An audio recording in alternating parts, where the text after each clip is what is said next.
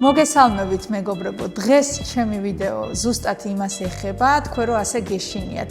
ვაი მე ექიმო, თქვენ ხო ოპერაციაზე იქიდგებით, მეტი ნარკოზი არ მოგივიდეთ ექიმო და ასე შემდეგ და ასე შემდეგ. და რატო არის მინიმუმამდე რისკი დაყვანილი? იმიტომ რომ ჩვენ გვაქვს მონიტორინგის ყველა სისტემა, ანუ ჩვენ შეგვიძლია ვაკონტროლოთ ყველაფერი, პაციენტს როგორ ძინავს, რა სიღრმით ძინავს, ტკივა თუ არ ტკივა და მოდით ახლა ვილაპარაკოთ 5 ვიტალურ ნიშანზე.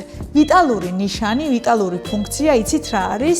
5 გვაქვს სულ, რის გარშემოც არის მთელი მედიცინა. ეს არის სუნთქვა, წუთში რამდენს სუნთქავთ, ანუ სუნთქვა, წნევა, პულსი, სატურაცია და ტემპერატურა. ანუ მე ამ ყველაფერს ნახეთ, აი აქ ვაკონტროლებ. პულსი, ელექტროკარდიოგრამა, პირდაპირ მე ვნახულობ თქვენი გული როგორ მუშაობს, ხო? სატურაცია, ღმერთის წყალობით კოვიდის შემდეგ უკვე ყველა მიცის სატურაციის მნიშვნელობა ჩვენ ცხოვრებაში. როგორ სუნთქავს პაციენტი, ნახეთ? ანუ ეს არის მრუდი, სუნთქვის მრუდი, რომ ნამდვილად კარგი მოცულობებით სუნთქავს და კარგად სუნთქავს.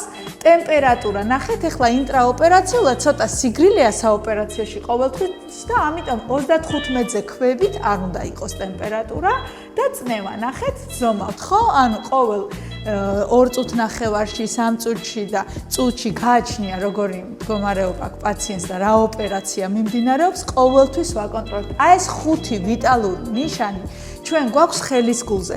შესაბამისად, როგორც კი რამე შეიძლება, მე ხომ აქ ვდგავარ, იმ წუთასვე უნდა მივიღო ის გადაწყვეტილება, თუ გავუკეთო ის მედიკამენტი, რომელიც პაციენტს სჭირდება. შესაბამისად, მე არ ვიცი ანესთეზიოლოგი, რომელიც ამ 5 ნიშანზე და საერთოდ ექიმი, რომელიც ამაზე დამოკიდებული არ არის.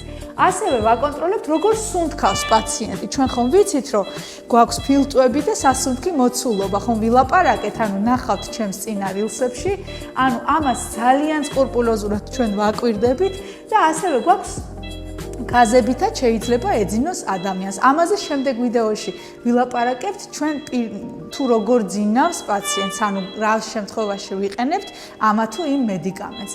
თუმცა მინდა იყოს დარწმუნებულები, რომ ეს არის ის მინიმუმი, რომელიც ყველა ანესთეზიაზე, ყველა ოპერაციაზე, ეს იქნება 1 წუთიანი, 5 საათიანი თუ 1 წამიანი, ყოველთვის უნდა იყოს და ყოველთვის ჩვენ გვაქვს.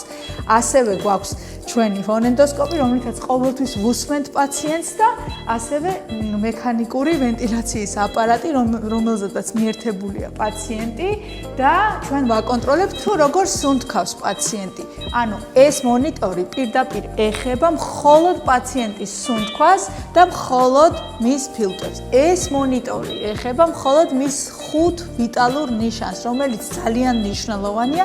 შესაბამისად, მთლიანად პაციენტის ჰემოდინამიკა ჩვენ გვიჭირავს ხელში და ჰემოდინამიკური სტაბილურობა არის უმნიშვნელოვანესი. ძალიან დიდი მადლობა, რომ ხართ ჩემთან.